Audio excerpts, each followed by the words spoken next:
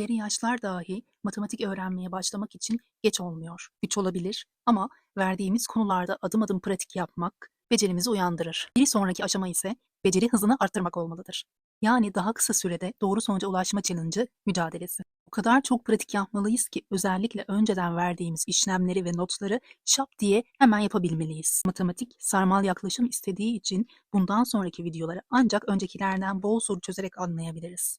7 kere 8'in kaç ettiğine odaklanmaktan yeni verilen detaylara yoğunlaşamazsak iyi sonuç alamayız. Sabırla her aşamaya ve hızlanmaya çalışalım. En son şu soruyla bıraktık. Sayılar çarpılıyor. Tam sayının işaretleri çarpılabilir mi? İlk önce sayı artışını sayı doğrusunda yerleştirdik. Termometredeki eksi dereceler yani eksi sayılar gerektiği için bu sayı doğrusunda dikkat edersek 0 referans noktası alındı. Artışın olduğu yönün tam zıttı yönünde azalan sayılar yazıldı. Pozitifin tam zıt yönü negatif sayılar oldu. Daha sonra bu sayılarda işlemler yaparken örneğin 4 sayısını aldık. 4 sayısından eksi 3 olduğu için sayı 3 birim geriye gitmek. Sıfırdan değil, No. 4'ten itibaren sola doğru 3 birim gittik. Yani artık sıfırın bu tarafındakiler düşman yönü olmadı. Hangi sayıda bulunursak bulunalım sola doğru gittikçe düşman yönü yani eksi yönü oldu. Dostumuz sağ yön sonuç. Artı görünce sağa doğru ilerliyoruz, eksi görünce sola doğru ilerliyoruz. Peki her zaman sağ ve sol diye olmak zorunda mı? Bu şekilde ezberlemek zorunda mıyız? Ya termometredeki gibi dikey bir doğru olursa o zaman sol sağ nasıl yapabiliriz? Evet, sayı doğrusunu bu sefer dikey yönde aldık. Sıfırdan 1'e doğru artmış, birden 2'ye doğru artmış. Artışlar artı işaretiyle belirtiyoruz. Artışlarda veya artı işareti gördüğümüzde o zaman yukarı yöne doğru gidecekmişiz. Yani her zaman sağ olmak zorunda değilmiş. Yukarı yön artı gördüğümüz zaman ilerleyeceğimiz yön oldu. Yani dostumuz artık yukarı yönde gidiyor. Dostumuz artık yukarı yönde gidiyorsa düşman yani negatiflik yapan onun tam zıttığı yönde gidecektir. Yani bu sefer sola gitmez, aşağı yöne gider. Artışın tam 180 derece zıt yönünde yani tam karşıtı demektir 180 derece. Eksi ilerleyecektir. Yani hep düşmanlık yapacaktır. Dost nereyse düşman tam zıttına gidecektir. Tamam bu yönleri anladık artı eksilerin gittiği tarafları anladık da bunların işaret çarpımıyla ne alakası var? Hala sorumuzun cevabını bulamadık. Yaklaşmak üzereyiz bu sorunun cevabına. Bunun kısa yolunu öğrendik. 2 kere artı 3'ün toplamıdır. 2 kere artı 3. Bunu çarpma şeklinde yazabildiğimizi bir önceki dersimizde görmüştük. Bu demek oluyor ki sayı doğrusunda artı yönde yani sağ yönünde 3 nokta gideceğiz. 1, 2, 3. 3 nokta gittik tamam.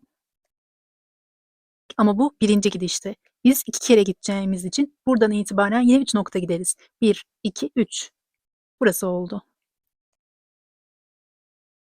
Çarpma işlemini sayı doğrusunda demek ki böyle gösteriyormuşuz. Üçer üçer 2 kere ritmik sayıyormuşuz.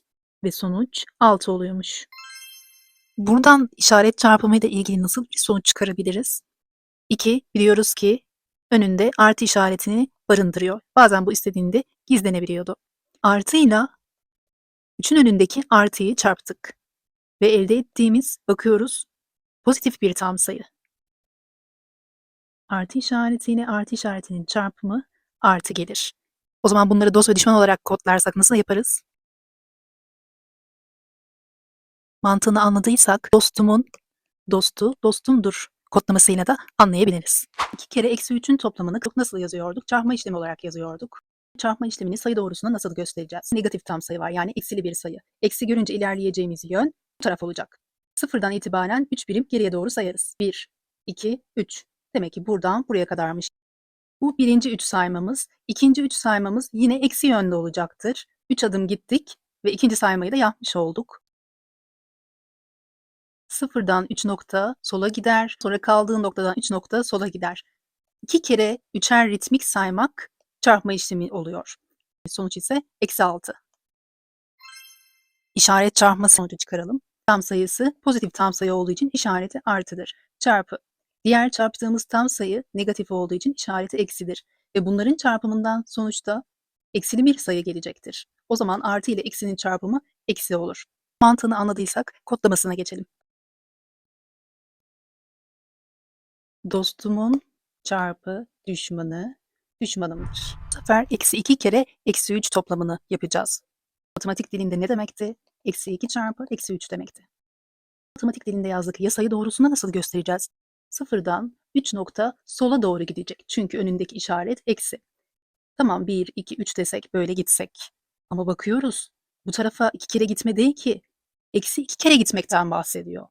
Tamam, 2 kereyi anladık da bu eksi ne oluyor?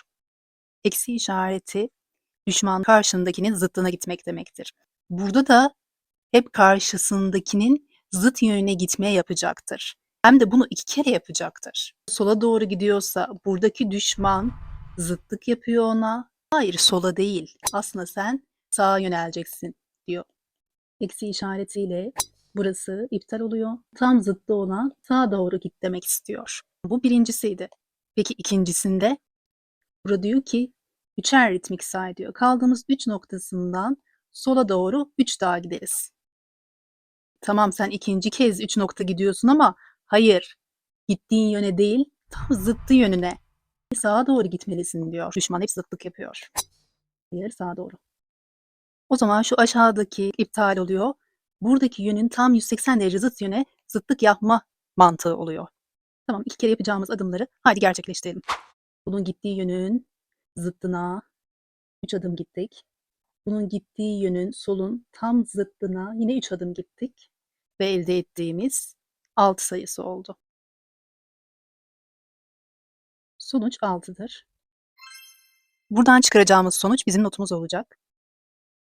Tam sayılarda çarpma işleminde tam sayıların önündeki işaretler aslında gideceğimiz tarafların yönüdür. İşaretler çarpımını elde etmeye çalışıyorduk. Buradan nasıl bir sonuç çıkarabiliriz? Eksi ile eksinin çarpımı, bakıyoruz, pozitif bir sayı. Yani artı gelir. Mantığını anladıysak daha hızlı işlem yapmak adına kodlamasına geçelim. Düşmanımın çarpı düşmanı eşittir dostumdur. Bu sefer eksi 2 kere 3'ü toplayacakmışız. Peki sayı doğrusunda nasıl göstereceğiz? 3 sayısı pozitif bir sayıdır. Önünde gizli bir artı vardır. Artı varsa sağ yöne doğru 3 kere git demek istiyordur. Ama karşısındaki eksi, yani düşman, hayır sen gittiğin sağ yönü iptal et, sol yöne doğru 3 adım git demek istiyor. Bu 2 tanesinden birinci gidişti. Diğer gidişte de üçer ritmik saydığımız için 3 adım gittik. Önünde artı olsa da buradaki eksiden dolayı hayır senin yönün sol dedi, zıtlık yaptı düşman ve bu yönde gitti.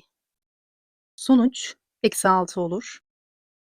Eksi 2 kere üçer ritmik sayma bu şekilde olur. Sonucu buraya yazalım. Daha sonra işaretler çarpımının bilgisini not alalım. Bakıyoruz, burada eksi işareti var. Eksiyi yazdık. Burada gizli artı işareti var. O zaman eksi ile artının çarpımı yapıldı ve elde ettiğimiz ise eksi işareti oldu. Peki bunun kodlaması nasıl? Düşmanımın çarpı dostu düşmanımdır. Eksi işareti çarpma işleminde zıttına 180 derece döndürür. Aklımızda kalması açısından düşman zıttına gider. Tam sayılarda işaret çarpımının tablosuna genel olarak bir bakalım. Tüm bunları bildikten sonra buradaki işlemler daha hızlı akacaktır. Haydi birlikte çarpma işlemi kavrama alıştırmalarını yapalım. Öncelikle işaretleri çarpmalıyız. Çünkü onlar yön demekti, anladık. Bunun önündeki işaret artıdır. Bunun önündeki işaret artıdır. Dostumun dostu dostumdur. O zaman sonuçta artı işareti olacaktır. Şimdi sırada sayıları çarpmak var. Alt alta çarpma yöntemini verelim. Bununla ilk önce birler basamağını, daha sonra onlar basamağını çarpacağız. 9 kere 8 72 eder. 72 sayısının birler basamağındaki rakam tam buradaki çarpanların hizasında birler basamağına yazılır. 72'nin ikisi yazıldığı için sen gittin ama 7 elimizde kaldı. O zaman eldedir o. Şimdi sırada 9'da 1'i çarpmak var. 9 kere 1 9'dur. 9'a bir de eldeyi ekleyeceğiz. 9 artı 7'den kaç gelecektir? Yöntemle toplama yapalım. 9'a önce 1 ekleyelim, 10 olsun. Geriye kalan 6'yı da üstüne eklediğimizde 16 olur. Bize verdiği bu alıştırmanın sonucu artı 16'dır. Yani 16'ya eşittir. Geldik B'ye. İlk önce işaretleri çarpıyoruz. İlk adımı yapıyorum. Eksi çarpı eksi. Düşmanımın düşmanı dostumdur. Yani sonuç artı olacaktır. Şimdi sırada sayıları çarpmak var. Alt alta çarpalım. Bununla ilk önce birler basamağındakini çarpacağız. Daha sonra onlar basamağındaki rakamı çarpacağız. Haydi başlayalım. 6 kere 7. 42 eder. 42'deki 2 birler basamağında olacaktır. 4 ise elde kaldığı için elde olacaktır. Şimdi sırada 6 ile 1'i çarpmak var. 6 kere 1 6 eder. 6'ya 4 eklersek eğer 10 olur. Elde ettiğimiz sonuç artı 102'dir. Yani 102'dir. Bir diğer alıştırmaya geçiyoruz. 16 sayısı pozitif bir sayıdır. Eksi 7'nin işareti eksidir. Dostumun düşmanı düşmanımdır. Yani eksi işareti gelir sonuç. Bu sefer yan yana çarpma yöntemini verelim. Buradaki çarpanı ilk önce birler basamağıyla çarparız. Daha sonra onlar basamağıyla çarparız. Ve yanlara yazarız. Haydi başlayalım. 7 kere 6 42 eder. 42'nin ikisi birler basamağında olacak. Sen gittin. Elde 4 var. Sırada 7 ile 1'i çarpmak var. 7 kere 1 7. 7'ye 4 eklersek eğer kısa yolunu verelim. 7'ye 3 eklersek 10 toplamını verir. Kısa yoldan zihinden toplama işleminde 10 sayısını elde edebileceğim sayıları zihnimde artık yapa işlemleri bilebiliyorum.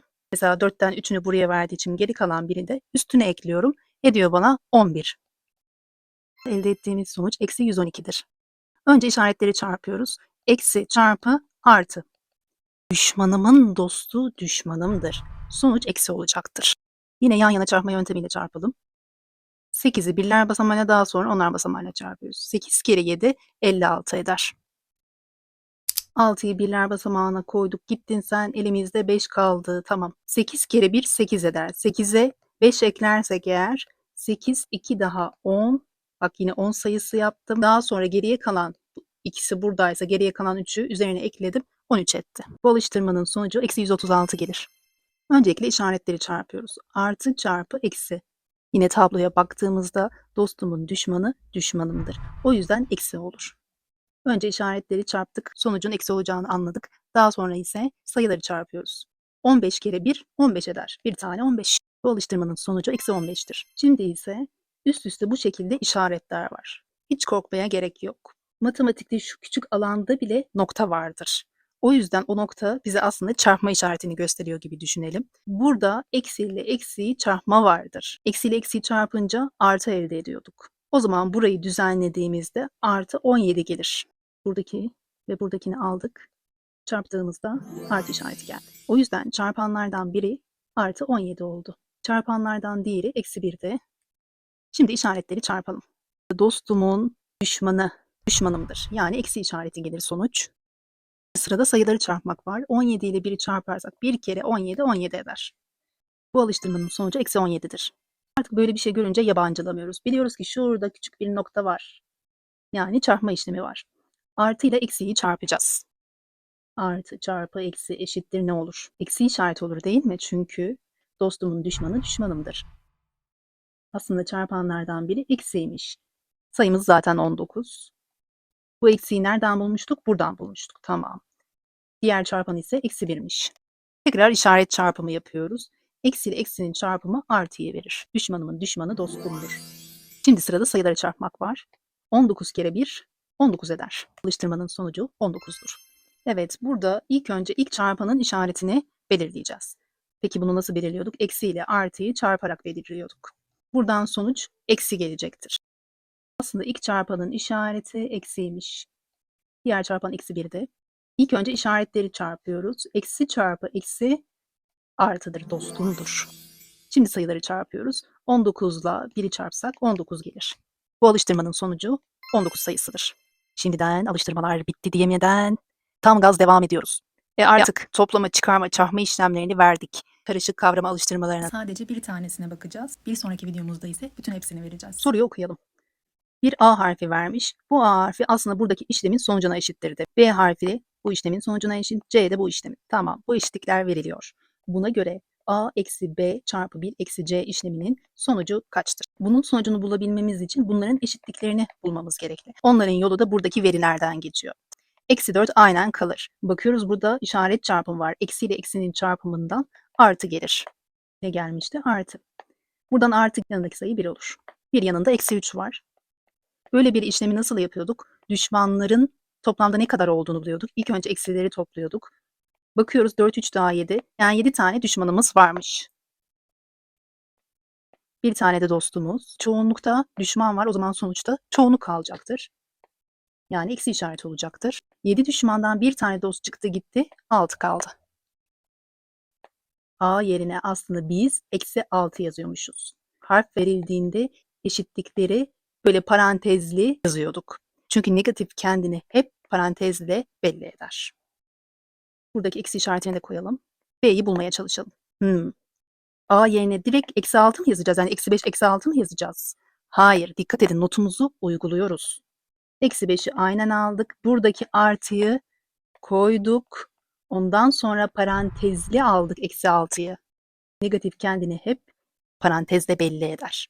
Öncelikle burada ne var? İşaret çarpımı var. Artıyla eksinin çarpımı eksidir. Yani buradan eksi 6 gelecektir. Çarpımdan dolayı eksi, yanında da 6 var. Böyle bir işlemi nasıl yapıyorduk? Toplamda kaç tane düşman varmış ona bakıyorduk. Eksiden dolayı 5 düşman burada, eksiden dolayı 6 düşman burada. O zaman 11 tane düşman etti. Yani eksi 11 etti. Buraya direkt eksi 11 diye mi yazıyoruz? Hayır. Negatif kendini hep parantezle belli eder. Şu şekilde yazıyoruz. Yanında ne var? Çarpı 1 var. Daha sonra bir yanında eksi var. Tamam. Şimdi C'nin eşitini bulalım, öyle yazalım. Burada B var. B yerine direkt eksi 11 mi yazıyoruz? Hayır. Yaparsak hatalı bir sonuca ulaşırız. Parantezli bir biçimde yazıyoruz. Notlarımızı lütfen uygulayalım. Buradaki eksiyi aldık. Bulduğumuz B sayısını parantezli aldık. Evet, direkt eksi 11 diye alsaydık sonuç farklı çıkacaktı. Ama burada işaret çarpımından ne gelecek? Düşmanımın düşmanı dostumdur gelecek. Kaç tane gelmiş? 11 tane. 11 ile 0'ı toplarsak 11 eder. Tamam, C yerine ne yazıyoruz? 11 yazıyoruz. Pozitif olduğu için parantezli yazmasak da olur. Şimdi geldik buradaki işlemin sonucuna ulaşmaya. Eksi 6'yı aynen yazarız. İlk önce işaretleri çarparız. Düşmanımın düşmanı dostumdur. Çarpı 1. 11 kere 1 11 eder. Direkt 11 de yazabilirdik ama bir not alacağımız için böyle uzun devam edelim. Daha sonra eksi gelmiş. Eksi kaç? 11. Tamam. Bu şekilde eksi 6 ile 11'i toplayıp daha sonra çarpıp 11'den çıkaracak mıyız? Yoksa ilk önce çarpma işlemi mi yapacağız? Biz daha önce de not aldık. İşlemlerde öncelik sırası vardı. Toplama ve çıkarmada çok fark etmiyordu. Parantezde olmadığı sürece fark etmiyordu ama çarpmada öyle değil. Notumuzu alalım. Bu bilgi çok çok önemli. Bu notumuzu kesinlikle alalım ve sorularda çok çok uygulayacağız. Karşımızda böyle karışık işlemler üst üste varsa parantezli gördüğümüzde parantezin içindeki işlemi yaparız. Daha sonra soldan sağa doğru giderek çarpma işlemlerini yaparız. En sonunda sol toplama ya da çıkarma işlemi yaparız. Öncelik sıramıza göre işlemleri uyguluyoruz. Parantezli işlem yok, zaten belli, eksi 6 yapılmış. Daha sonra önceliğimizde çarpma işlemi geliyor. O yüzden çarpmayı yaparız. 11 kere 1 11 eder. Öncelik sırasını uyguladık. Tamam. Geriye kalanları artık aynen yazabiliriz. Eksi 6 vardı. Artı 11 oldu. Bir de eksi 11 varmış. Soldan sağa hani tercih edilebilir ama olmak zorunda değil. O yüzden bana kolay gelecek şekilde yapıyorum. 11 artı 11 eksi 11. O zaman ne dost ne düşman var. Burası sıfırdır. O yüzden burayı şöyle parantez içine alalım. Şu şekilde hatta alalım. Bunlar gitti. Sıfır kaldı. Sıfırla aslında eksi 6'yı topluyormuşuz. Buradan da sonuç 6 düşman olur. Yani eksi 6 olur. Aradığımız sonuç eksi 6'dır. Önceki derslerimizde tam sayılarımız kümelenip tam sayılar kümesini oluşturmuştu. Varlıkları elemanlarla sayarak bir araya getirerek toplama yaptık. Tekrarlayan toplananları kısaca ritmik sayarak çarpma işlemi yaptık. Peki bu elemanlardan bazıları işlemler için özel olabilir mi? Özel adları olabilir mi? İşte şimdi onu öğreneceğiz. Tam sayı elemanı olan eksi 2 sayısını alalım. Eksi 2 düşmanla hiçbir şey olmayanı topladığımızda yine eksi 2 düşman olur. Bakıyoruz toplama işleminde bu sıfır etkisi yok ki toplamaya. Etkisiz elemanı sıfırdır. Bunu bir tabloya dökecek olursak bir elemanın özel adı vardı, o da neydi? Etkisiz elemandı. Toplama işleminin etkisiz elemanı sıfırdır. 200 tane düşmandan hiçbir şey olmayan çıkarılıyor. Ne dost ne düşman. O zaman elimizde 200 tane düşman kalır. Yani eksi 200 olur sonuç. Burada o zaman sıfır elemanın ne gibi bir özelliği olabilir? Yani çıkarma işleminin bir etkisiz elemanı yoktur. Çıkan sıfırsa etkisiz eleman olur. Bu sefer çarpma işlemine geçtik. Çarpanlardan biri eksi 200, diğeri 0. 0 kere eksi 200 sıfırdır. O zaman tam sayılardaki sıfır elemanı işleme girdiğim elemanı yutarım diyor. 0 çarpma işleminde yutan elemansa yeni bir özel ad olan yutan. Biz sonraki dersimizde sayıyı eşit parçalara bölmeyi öğreneceğiz. Ama daha önceden de illaki duyduk. Bölme işareti ya iki nokta üst üste şeklinde gösterilir veya şu şekilde gösterilir veya bir sayı bölü yani kesir çizgisiyle gösterilir, 2 denilir. Bunun yerine genelde ben iki noktayı kullanacağım. 0 olmayan demekti. Olmayan bir şeyi 200'e bölebilir miyiz? 200 eş parçaya. Hayır, bölemeyiz. O yüzden sonuç sıfırdır. Yine hiçbir şey gelmez. Tamam, sıfırın bölünmesini biliyoruz zaten. Peki buradan çıkacak sonuç nedir? Eğer bölünen sıfırsa hangi sayı karşısına gelirse gelsin yutar ve sonuç sıfır olur. Bölme işlemin böyle bir elemanı yoktur ama bölünen sıfır olduğunda yutar gibi düşünebiliriz. Bir sayısı işlemlerde önemli bir eleman olabilir mi? Toplamaya bakalım. 200 tane düşmanın içinden bir tane dostu çıkarıyoruz. Çoğunluk düşman olduğu için düşman kalacaktır. 200'den bir geriye gidince 199 olur. Toplama işleminde bir elemanın özel bir etkisi yoktur.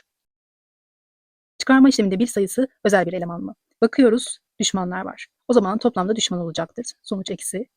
200 tane düşman, burada bir tane düşman. Etti bize 201. Yani eksi 201. Bir gayet etkili, normal gidişatta yaptığımız bir eleman oldu. O zaman eledik. Geldik çarpmaya. Bir kere eksi 200, eksi 200 eder. Bakıyoruz, buradaki çarpanın aynısını verdi. O zaman hangi özellikte olur? Yine bunun aynısını veriyorsa toplamadaki gibi bunun bir etkisi yok demektir. O zaman çarpma işleminde bir sayısı etkisizdir. Toplama işleminde sıfır etkisizdir. Tamam, bunu o zaman tablomuzda yazalım. Etkisiz eleman başlığını almıştık. Çarpma işleminde eksi 200 tam sayısını sadece 1'e böldük. Bir tane zaten kendisini verir. Eksi 200 olur. Bölme işleminde 1'e bölmeyi biliriz zaten. Bölünenin kendisini verir. O zaman bölme işleminde 1'in etkisi var mıdır? Bölen 1 ise eğer. Etkisiz. Böylelikle bölme işlemine minik adımlar atmış olduk. Toplananlardan biri 7, diğeri belli değil, bulacağız. Toplam ise 0. Bir toplama işleminde 0 sonucunu veren eleman ne olabilir? Tam sayıları düşündüğümüzde bunun negatifi eksi 7 olursa evet sonuç ne dost ne düşmandan 0 gelir. Peki bunu niye yazdık? Çünkü toplama işleminde bir eleman özelliği daha fark ettik. Buradaki sayı toplamı 0 yapan diğer eleman o toplama işleminin ters elemanıdır. Üçüncü kutumuza yeni bir eleman yazıyoruz. Ters elemanı. Toplama işleminde ters eleman ne oluyormuş? Toplamı 0 yapan tam sayı elemanıdır. Bu sefer 7 sayısından bir tane tam sayı çıkarmış ve sonuç yine 0 olmuş. Tabii ki 7'den 7 çıkarsa 0 kalır. Buradaki elemanla buradaki eleman aynı olduğu için ters eleman diye bahsedemeyiz. Yeni bir örneğe geçtik. Eksi 3 çarpanıyla bir diğer çarpan yine negatif tam sayı olacakmış ve sonuç 1'i verecekmiş. Önce işaretler çarpılır. Eksi ile eksiyi çarptığımızda düşmanımın düşmanı dostumdur. Evet, gerçekten birinin önünde gizli artı vardır. Tamam, burası doğruladı. Şimdi 3 ile hangi sayı çarparsam 1 edebilir ki? Evet, tam sayılarda işliyoruz işlemleri. Ancak bu tam sayıyı çarpacağımız diğer bir sayı tam sayı kategorisinde olmayacak. Çünkü sonuç 1'i verecek. Rasyonel sayı kategorisinde olacak. Bunu rasyonel sayılar konusunda öğreneceğiz ama burada çok hafiften konuya değinelim. Eksi 1 bölü 3'ü çarparsak, daha önceden de aslında ilk videomuzda biraz vermiştik. Bunlar birbirini götürür. Bu yukarıda, bu paydada olduğu için. Tabii bunun mantığını dediğim gibi rasyonel sayılarda öğreneceğiz. Böylelikle bir sonucuna ulaşırız. Çarpma işleminde çarpımı 1 yapan rasyonel sayı ters elemandır. Bunlar tam sayılarda yok ama şöyle kısaca bir not alalım. Rasyonel sayılardaki işlemlere ön hazırlık olur bizim için. Bölmede benzer mantık vardır. Bir genel tablo oluşturduk ama genelde bunlar çıkar. Bu ikisini deriz ki işlemin sonucunu hiç yapan ters elemandır. Burada da işlemin sonucunu bir tam yapan ters elemandır deriz. Bunları WhatsApp kanalımızdan veya Pinterest'ten not görüntüsü olarak atıyoruz. Tam sayılar kümesinin elemanlarının işlemlerdeki özelliklerini keşfettik. İşlemlerin özellikleri nelerdir? Bunun için hadi örnekle başlayalım. Karşımıza böyle işlemler çıktıysa öncelik sıramız vardı. Öncelik sıramızda birincisi parantezin içindeki işlemi yap. Soldan sağa çarpma varsa onu yap. Ondan sonra toplama çıkarmayı yapabilirsin diyor. Burada çarpma yok zaten. Tek öncelikli olan parantezin içi. Tamam, ben parantezin içini ilk önce yapmak istiyorum. Buradaki eksi 90'ı da unutmamak için ne yapsak? Tamam, buradan yapıp düzenli yazıp gidebiliriz ama toplama işleminde özel güç, özel kahramanların güçleri gibi güç arıyoruz. O yüzden düz mantıklı değil de biraz oynayarak gidelim. Yani buradaki toplananı ön sıraya alalım. Bunu ise bu tarafa alalım. Düşmanları topluyoruz, düşman elde ediyoruz. Bakalım toplamda kaç düşman varmış? 110, bir de 35 var. Etti bize 145. Tamam, burayı hallettiysek eğer geriye eksi 90 kaldı, onu yazarız. 0 ile 5'i toplarsak 5, 9 ile 4'ü toplarsak 13, elde var 1. 1 daha 2. Tabii eksi işaretini unutmuyoruz. Sonuç eksi 235 oldu. Peki buranın ne gibi bir özel gücü var? Şunu fark ettik. Toplananlar birbirleriyle yer değiştirse bile sonuç değişmez. Gerçekten de öyle mi? Bakalım buraya. İlk burayı topladığımızda eksi 90 vardı burada, onu yazdık. Sonra buradan gelen eksi 145'i yazdık. Toplayalım. Birler basamağını topladık. 5. Onlar basamağını topladık. 13. Elde var 1. Eksi 235. Bakıyoruz. Evet, ikisi de aynı. Yer değiştirmeden yaptığım sonuçla yer değiştirerek yaptığım sonuç birbirine eşitse bu toplama işleminin özel gücü değişmesidir. Tabloda ne yazacağız? Bu işlemden gelen özelliği yazacağız. Yani değişme özelliği diye.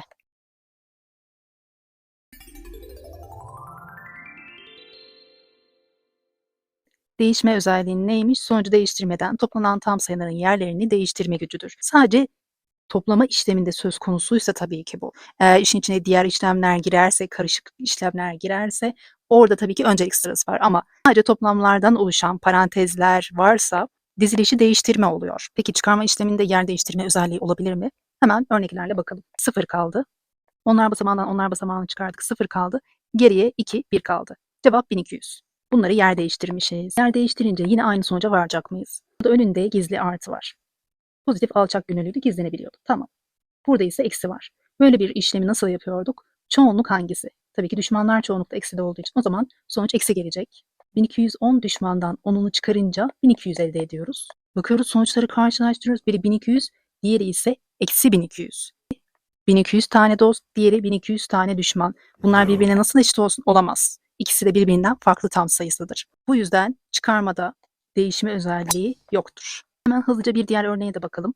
Eksilen 210, burada ise çıkan 210. Burada çıkan eksi 10, burada eksilen eksi 10. Ne yer değiştirmiş? Bakalım olabilecek mi? En az bir tane olmaması zaten yok dedirtti ama olsun, ne kadar örnek görürsek o kadar iyidir. Öncelikle parantezli işlem var olduğu için işaretleri çarpıyoruz. Eksi ile eksinin çarpımı artıdır. Artı 10 gelecek. 210'un üzerine 10 eklersek 220 eder. İşlemin sonucu 220'dir. Haydi bir diğerine bakalım. Düşmanlar toplanmıştır. O zaman eksi olacak. Peki toplamda kaç tane düşman var? 10 artı 210, 220 tane. Buranın cevabı 220, bu tarafın cevabı ise eksi 220. Birbirlerine eşit değildir. Yer değiştirme özelliği çıkarmada yoktur. Biz önceki verdiğimiz notlardan dolayı ilk önce parantezin içindeki işlemi yapmamız gerektiğini biliyoruz. Parantez, daha sonra soldan sağa çarpma vardı. Ama burada yeni özel güçler arıyorduk. O yüzden biraz oynayalım yine. Bu tarafı önce yapacaksam, tamam, ön tarafı alayım. İkinci çarpanı da diğer tarafa alayım. O zaman sonuç değişir mi, yanlış çıkar mı? Bakıyoruz. Yer değiştirdiğimiz için ikinci çarpan 2 oldu. 50 tane düşman, 30 tane dost. O zaman çoğunluk düşman eksi olacak. 50 düşman içinden 30 dost gidince geriye 20 kalır. Çarpı 2. Bu ikilinin önünde gizli bir artı var. Hiç bizden kaçmaz. Eksi ile artının çarpımı. Düşmanımın dostu düşmanımdır. Eksi gelir. Tamam. 2 ile ilk önce birler basamağını, daha sonra onlar basamağındaki sayıyı çarparız. 2 kere 0, 0 kere 2, 4. Eksi 40 sonuçtur diyoruz. Gerçekten öyle mi? Bir de soruda verilen biçimde yapalım. Burayı ilk önce bulmaya çalışacağız. Buradan eksi 20 geldiğini bulduk.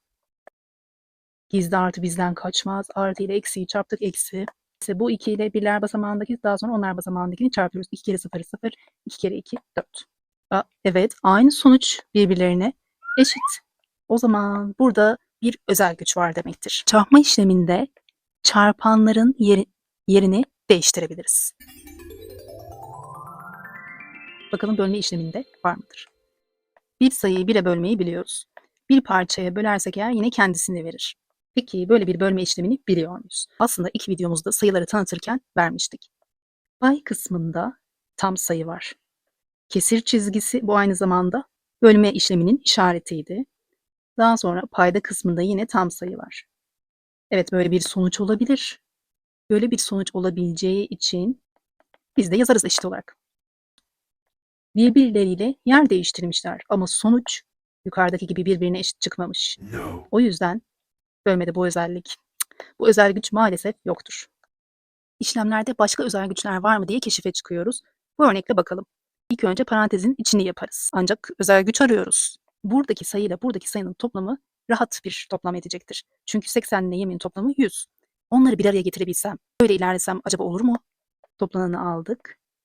Eksi 20 toplananı aldık. Birleştirdik ve kalan toplananı yazdık. Bakıyoruz düşmanlar toplanmış. O zaman sonuç düşman olacak. 80 artı 20'den 100 tane. Artı 746 var. 746 dost çoğunluktadır düşmandan. O zaman sonuç artı olacak. 746 dostun içinden 100 tane düşman gidince Geriye 646 kalır. Böyle bir özel gücü varsa bu sonuç geliyor. Bildiğimiz yoldan yaptığımızda da aynı sonuç geliyorsa tamam, bu özellik toplama işleminde vardır. Öncelik sırasında parantezin içini yapmak olduğu için oraya yapıyoruz. 746 DOS'tan 20 düşmanı çıkarıyoruz. 726 kalıyor. Toplananı yazalım buraya. Diğer toplananı yazalım. Çoğunluk DOS'ta olduğu için DOS'ta olacaktı. 6 kaldı. 2'den 8 çıkmaz. Komşuya gittik. Bir tane verdiği için onda 6 tane kaldı. Yanındaki basamağa 10 sayısını verir. Burası toplamda 12 oldu. Yani 12'den 8'i çıkaracağız. 4 kalır. Burada ise 6 kalmıştı. Öğrendiğimiz yoldan yapınca 646 bulduk. Özellik var diye dediğimiz kısımda da 646 bulduk. Bunlar birbirine eşitse özellik ne olabilir? Toplananlardan biri diğer toplananla bir araya geldi. Yani birleşti. O zaman bu özelliğin adı birleşme özelliği olacaktır. Toplama işleminde birleşme özelliği de vardır. Ne demektir? İstediğim tam sayılarla birleşme gücüne sahibim. Buradaki örnekte gördük bunu. Şimdi diğer bir örneğe geçelim. Çıkarma işleminde bu özellik olabilir mi? Önce parantezin içindeki işlemi yapıyoruz. 30'un içinden 10 çıkarsa geriye 20 sayısı kalır. Eksi çarpı gizli artıdan dolayı düşmanımın dostu düşmanımdır. Yani eksi 20 gelir. Düşmanlar toplanmış. Kaç tane olmuş? 80 artı 20'den 100 tane olmuş. O zaman eksi 100 demektir. Buradaki 30 sayısıyla eksi 80 tam sayısı birleşmiş. Aynı sonucu verecek mi? Kalanından çıkarmış. 80 tane düşmandan 30 tane dost gitti. Geriye 50 tane düşman kaldı. Eksi ile eksinin çarpımı düşmanımın düşmanı dostumdur. Yani artı. 10 sayısı. 50 tane düşmandan 10 tane dost gitti. Geriye 40 tane düşman kaldı. Yani eksi 40. Burada eksi 100. Burada eksi 40. Bunlar birbirlerinden farklı olduğu için çıkarma işleminde birleşme özelliği yoktur. Sizce çarpma işleminde toplamadaki gibi birleşme özelliği var mıdır? Peki buradaki eksi 2 çarpanıyla buradaki 701 çarpanını birleştirsek, kalan eksi 3'ü böyle yazsak. Acaba birbirlerine eşit şekilde sonuç çıkar mı? Birleşti. Düşmanla dostun çarpımı, yani düşmanımın dostu düşmanımdır. Eksi gelir. İki sayısıyla ilk önce birler basamağındaki rakamı, sonra onlar basamağındaki rakamı, daha sonra yüzler basamağındaki rakamı çarparız. Eksi 1402 çarpı eksi 3. İlk önce işaretleri çarparız. Düşmanımın düşmanı dostumdur. 3 sayısıyla birler basamağındaki rakamı, onlar basamağındaki rakamı, yüzler basamağındaki rakamı ve binler basamağındaki rakamı çarparız. 3 kere 2 6 eder. 3 kere 0 0. 3 kere 4 12, elde var 1. 3 kere 1 3. 3 ile 1'i toplarsak 4 gelir. Eğer birleşme özelliği varsa sonuç 4206 ediyormuş. Bildiğimiz yoldan yapalım. Eksi 2 çarpanını aldık. İlk önce parantezin içindeki işlem yapılıyordu. Artıyla eksinin çarpımı dostumun düşmanı düşmanımdır. Yani eksi işareti. Sayıları çarpıyoruz. 3 tam sayısıyla 701'i çarpalım. 3 kere 1 3, 3 kere 0 0, 3 kere 7 21. Bakıyoruz. Eksi ile eksinin çarpımından düşmanımın düşmanı dostumdur. Sayıları çarpıyoruz. İşlem hatası yapmamak için siz de böyle oklar kullanabilirsiniz. 2 kere 3 6, 2 kere 0 0, 2 kere 1 2, 2 kere 2 4. Her iki yoldan da sonuçlar birbirine eşit çıktı. Aynı geldi. Çarpmada birleşme özelliği vardır. Tabloya şöyle genel bir şekilde baktığımızda değişme özelliği çıktı, işlemlerde birleşme özelliği çıktı. Bir tane daha özellik var gibi duruyor. O ne olabilir diye bakacağız. Tabii matematikte her yönden, her bakış açısından bakmaya çalıştığımız için zıt tarafına da bakıyoruz. Birleşme varsa acaba dağılma da var mıdır diye. Bakalım. Eksi 4 çarpanı, daha sonra buradaki çarpan. Eksi 4 çarpanı dağılsa şu şekilde, sonuç acaba ne gelir? Bu sefer ilk önce dağılmadan gelen bir sonucu bulalım. Yani ilk önce parantezin içini yapalım. Daha sonra dediğimiz özelliği uygulamaya çalışalım. Öncelik sırasındaki parantez içindeki işlemleri yapıyoruz. Düşmanları bir araya getirdik. Eksi 11 oldu. Dosttan 8 tane var. Tamam. 11 düşmanın içinden 8'i dostla gidiyor çıkıyor. 3 düşman kalıyor. Yani eksi 3 oluyor sonuç. Düşmanımın düşmanı dostumdur. 4 kere 3 12'dir. Şimdi diğerine bakalım. Bir dağılsın bunlar. 4 ile bu, sonra 8'i, sonra eksi 10'a dağıl. İlk dağılmayı yaptık. Onu parantez içine alalım. Buraya çok dikkat edelim. Buradan buraya işlem çarpmaydı ama sırada toplama işlemi var. Yine dağılmaları yapacağız. Eksi 4, bu sefer 8. İkinci dağılmayı da yaptık. İkinci dağılmadan sonra gelen yine toplama işlemidir. Eksi 4 ile eksi 10'u çarpacakmışız. İşlemlerde özellikleri kullansak da çok düzenli yazmaya çalışalım. İşlem hatasına düşmeyelim. Düşmanımın düşmanı dostumdur. 4 kere 1 4 geldi. Artı düşmanımın dostu düşmanımdır. 4 kere 8 32'dir. Artı düşmanımın düşmanı dostumdur. 4 kere 10 40 eder. Dostları kendi arasında toplayalım. 44 eder. Bir de eksi 32 var. 44 dostun içinden 32 tane düşman çıkar. Geriye 12 kalır. Dağılma özelliği diye bir şey varmış gerçekten. İşlemlerin sonucu 12 geldi. Önceden verdiğimiz notla yaptığımız işlemin sonucu 12 geldi. Birbirlerine eşittir. O zaman çarpma işleminin toplama üzerine dağılma özelliği var. Bir sonraki örneğe bakalım. Öncelikle bildiğimiz yoldan yapalım. Parantezin içindeki işlem 0. Çarpmada 0 yutan eleman olduğu için sonuç 0'dır. Çarpmanın toplama üzerine dağılma özelliğindeki gibi çarpmanın çıkarma üzerine dağılma özelliği var mıdır? Eksi 2 çarpanıyla 1'i daha sonra eksi 1'i çarpacağız. Oklarla dağıttık. Şimdi matematik diliyle yazalım. Eksi 2 çarpı çarpmayı yaptık. Bura bitti. Sıradaki işaret eksidir. Tamam, burası bitti. Sırada bu okla dağılmak var. Eksi 2 tam sayısıyla 1 sayısını çarparız. Eksi ile artının çarpımı eksidir. Sonra eksi işareti gelmiş. İşaretleri çarpalım. Eksi ile artının çarpımı, yani düşmanımın dostu düşmanımdır. Düşmansa negatiflik vardır. Negatif kendini hep parantezde belli eder. 2 kere 1 2 eder. Burada işaret çarpımı var. Eksi ile eksinin çarpımı, yani düşmanımın düşmanı dostumdur. Yani artı işareti. 2 düşman 2 dost. Ne dost ne düşman sıfırdır. Evet, dağılma özelliğini yapınca da sonuçlar birbirine eşit oldu. Demek ki çarpma işlemi toplama ve çıkarma işlemleri üzerine dağılabilir. 2 veya 2'den büyük basamaklı tam sayıları çarpma işlemi. 2 basamaklıyla çarpmayı gördük. 2 basamaklıyla 4 basamaklıyı çarpmayı görmedik. 10 ve onun katlarında bu çarpma işlemi gayet kolaydır. Şimdi birler basamağında 0 var. 0 çarpmada nasıl bir elemandı? Yutan bir elemandı. O zaman birler basamağında yuttuğu için 0 kesin garanti olacak. Birler basamağında 0'ı yazdık. Tamam, bu 0 ile çarpma işlemini hallettik. Geriye ne kaldı? 1 ile çarpmak kaldı. 1 ile ilk çarpanı çarpıyoruz. 1 kere eksi 1234 eksi 1234 eder. Çarpım eksi 12340 gelir. Tamam, kısa yoldan çarpma bu şekilde. Bu sefer 100 çarpanı var. 100 çarpanı varsa sıfırlar yutan elemanlar. Affetmez, çarpımda yutar. Sıfırlarla işlerimiz bitti. Yerleştirdik sonuca. Geriye ne kaldı? 1 kaldı. Bir etkisiz eleman çarpmada karşısındaki neyse direkt o gelir onu yazarız. Bu çarpmanın sonucu eksi 123.400'dür. Çarpanlardan biri 1000 ise nasıl çarparız? Bakıyoruz, yine sıfırlar var. Kaç tane? 3 tane var. Tamam, o zaman birler basamağında, onlar ve yüzler basamağında kesinlikle 0 olacak. Sıfırlarla işlerimiz bitti. Bir etkisiz elemanıyla karşısındaki sayıyı çarpıyoruz. Direkt karşısındakini verir. Sonuç eksi 1.234.000 olur. Bakalım, böyle bir çarpma işlemi kısa yoldan olur bu. 30 evet 10 değil, 100 değil, 1000 değil, ancak onun katıdır. Yine ne yapıyoruz? 0 yutan eleman olduğu için birler basamağında sen varsın kesin. 0'ı yazdık. Tamam, bununla işimiz bitti. Bu sefer eksi 2 ile 3'ü çarpıyoruz. 3'ün önünde gizli artı var. O zaman düşmanımın dostu düşmanımdır. Sonuç eksi olacak. 0 ile işimiz bitti. İşaretlerle işimiz bitti.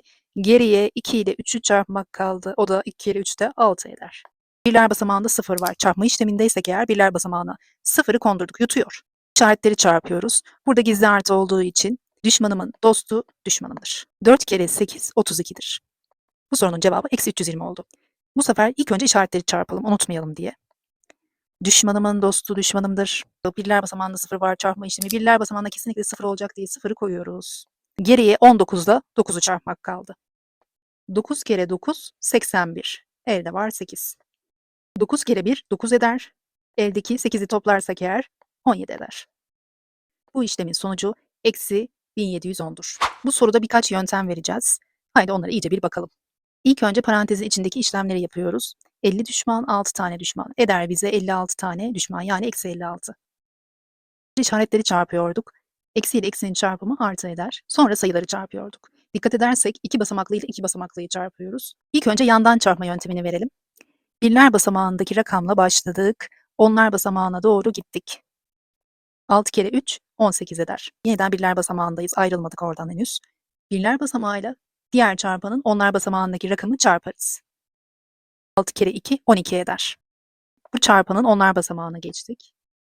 5 ile diğer çarpanın birler basamağını çarpalım. 5 kere 3 15 eder. Tamam, bu ikisini artık toplayalım. 12 ile 15'i toplarsak 27 eder. Şu hizada yazmalıyız. Birler basamağındaki boşluğu bırakıyoruz. Bu şekilde yazıyoruz. Tamam. boşluk yok demek, sıfır demekti. O yüzden sıfırı da yazabiliriz. Tamam. Buradaki çarpanın onlar basamağıyla 2 diğer çarpanın onlar basamağını çarpalım. Yar saçları lüle lüle diye gitti. Heh, geri geldi. 5 kere 2 10 eder. Öyle değil mi? Tamam ama bu sefer nereye yazıyoruz? Bir önceki bulduğumuzun birler basamağındakini bırakıyoruz. Basamaktakini koyuyoruz sıfırımızı. İşte onu bu şekilde yerleştirdik. Bunları topladığımızda bu çarpmanın sonucunu buluruz. 8. 7 bir daha yine 8. 0 2 daha 2. Buradaki 1 indi. Demek ki artı 1288 bizim sonucumuzdur. Daha kolay olan bir yöntem daha verelim. Çarpanlardan büyük olanı 56. Onu böyle parçalasak. 23 çarpanını aynı şekilde aldık. 56'yı 50 artı 6 olarak yazdık. Çarpma işleminin özel gücünü kullanarak çarpıyoruz. Yani buradaki çarpanı dağıtıyoruz. Dağılma özelliğini kullanıyoruz. Dağılma özelliğindeki oklarımızı çekelim. 23 çarpı 50'yi yapabiliriz. Kısa yoldan yapabiliriz. Birler basamağında 0 olacak. Daha sonra 5 ile 23'ü çarpacağız. İlk dağılmayı yaptık. Sıradaki işaret artı. Diğer dağılmayı hemen yapmayalım. Yazalım 23 çarpı 6 şeklinde. Tamam. Daha net görelim diye. Yoksa hemen de yapabiliriz. Ne gelecektir? 138 gelir. Çarpmaları artık siz kendiniz hızlıca yapmaya başlayın lütfen. Birler basamağını topladık 8 geldi. 3 ile 5'i topladık 8 geldi. 1 ile 1'i topladık 2, 1. Demek ki büyük sayıları onun katı şeklinde böyle toplananlara ayırıp da yapabiliyormuşuz. Bir de klasik çarpma yolumuz var. Yan yana çarpma yöntemi, çarpmanın dağılma özelliğini kullanarak çarpma yöntemi ve alt alta çarpma yöntemi. Bir saksımız olsun ve çiçek açsın. Bu tarafa doğru da açsın, evet. 6 kere 3, 18. 18'in 8'i elde var, 1. Sırada ikinci çiçeğin açması var. Yani 6 kere 2, 12. 12 ile 1'i toplarsak 13 eder. Peki ikinci bir saksıda sayı var mı? Var. Haydi onu da çiçek açtıralım. Birler basamağına doğru çiçek açar. Biri de onlar basamağına doğru yine çiçek açar. Kaçma aç. Bir diğer basamağa geçince birler basamağının altına yazmıyoruz. Diğer tarafa kaydırıyoruz. Ve 5 kere 3 15'in birler basamağındaki 5 rakamını yazıyoruz. 1 elde kalıyor. Sırada onlar basamağına doğru çiçek açması var. Yani 5 kere 2 10 eder. Elde 1 vardı. Topladığımızda 11 olur. 8, 8, 2, 1. Diğer yöntemlerle evet aynı sonucu veriyor. Son sorumuza bakıyoruz. İlk önce parantezin içindeki işlemleri yapıyoruz. Sol parantezden başlayalım. 425 dostun 106 tanesi düşman, içinden 106 tanesi çıkar. Bakalım geriye ne kadar dost kalıyor. 5'in içinden 6 çıkmaz. Komşuya gittik. Komşuda bir tane verildiği için 1 kaldı. Onunu buraya verdi. Burası 15 etti. 15'ten 6 çıkarsa 9 kalır. 1'den 0 çıkarsa 1 kalır. 4'ten 1 çıkarsa 3 kalır. Parantezin içindeki işlemi yapalım. Eksi ile eksinin çarpımı artı gelir. Buradan ne gelecekmiş? Toplam 125 olur. Aslında 319'da 125 tam sayısını çarpmamızı istiyor. Bunu da 2 yol verelim. Birinci yol. Birinci yol alt alta çarpma yolu olsun. Alttaki çarpanı alıyoruz. Birler basamağından yukarıdaki birler basamağına çiçek açıyor. Sonra onlar basamağına, daha sonra ise yüzler basamağına. 5 kere 9, 45'in 5'i elde var 4. Bu sefer onlar basamağına çiçek açtı. 5 kere 1 5, 5 ile 4'ü toplarsak 9 eder. Üçüncü çiçeğini açıyor. 5 kere 3 15 eder. Şimdi sırada onlar basamağındaki rakam var. İlk önce birler basamağı çiçek açacak, daha sonra onlar, daha sonra yüzler. Tamam yapalım ve şu sıraya yazacağız ama burayı atlayacağız. İkinci çiçek açma olduğu için onu kaydırıyoruz. 2 kere 9 18. 18'in 8'i elde var 1. 2 1 ile çarpılıyor. 2 kere 1 2. Bir daha 3 eder. 2 kere 3 6 eder. Bir sayısıyla böyle tek tek açarak da yapabiliriz. 3 tarafa doğru da çiçek açabilir veya birin artık çarpma işleminde etkisiz eleman olduğunu öğrendiğimiz için 1 kere 319 319 edecektir. Tabii 3. basamağa çarptığımız için yine kaydırdık. Gerisi toplama işlemi 5. 3 basamaklıyla 3 basamaklıyı çarpmak bu şekilde. Sonuç ise 39.875 gelir. İkinci yol olarak çarpmanın dağılma özelliğini kullanalım. Burada çünkü 100 sayısı var, 20 var, 5 var. Bunlar kolay çarpılabilen sayılar. O zaman bunları toplananlar olarak parçalayalım. 100 artı 20 artı 5 olarak çözümledik. Şimdi ise çarpmanın dağılma özelliğini kullanacağız. O yüzden oklarımızı hazır ediyoruz. İlk önce 319'da 100'ü çarparız. Sonra artı deyip devam ederiz. Birler ve onlar basamağına 0 geldi. 1 kere 319, 319 etti. Tamam şuradaki dağılmayı hallettik. Artı işaretini de koyduk. Sırada bu ok var. 0 birler basamağına gelecek. Daha sonra 319'da 2'yi çarpacağız. 6380 gelir. Yanındaki işaret artı. O zaman 3. oka geçebildik artık. 319'da 5'i çarparız. O da 1595 gelir. Bunları topladığımızda şimdi bu dersimizde şöyle bir toparlayalım neler öğrenmiştik. Tam sayılar kümesinin elemanları bu işlemlerde özel elemanlar olabilir mi demiştik. Evet olabilir. Etkisiz eleman, yutan eleman, ters eleman vardı. O yüzden toplama, çıkarma, çarpma, bölme işleminin özel elemanlarını kategori ayırdık. Yine bu işlemlerin özel güçleri var mı dedik. Evet, değişme özelliği, birleşme ve dağılma özellikleri var. Tabii olmayanlar da var. Onları da örneklerle gördük. Yani tam sayılarda işaret çarpımının tablosunu öğrendik. Hatta kodlamasını da yaptık. Tam sayılarda örneklerde de gördüğümüz üzere sadece toplama, çıkarma, çarpma işlemi yok. Bir de bölme işlemi var. Bir sonraki dersimizde tam sayılarda bölme işlemlerini yapalım. Abone olalım.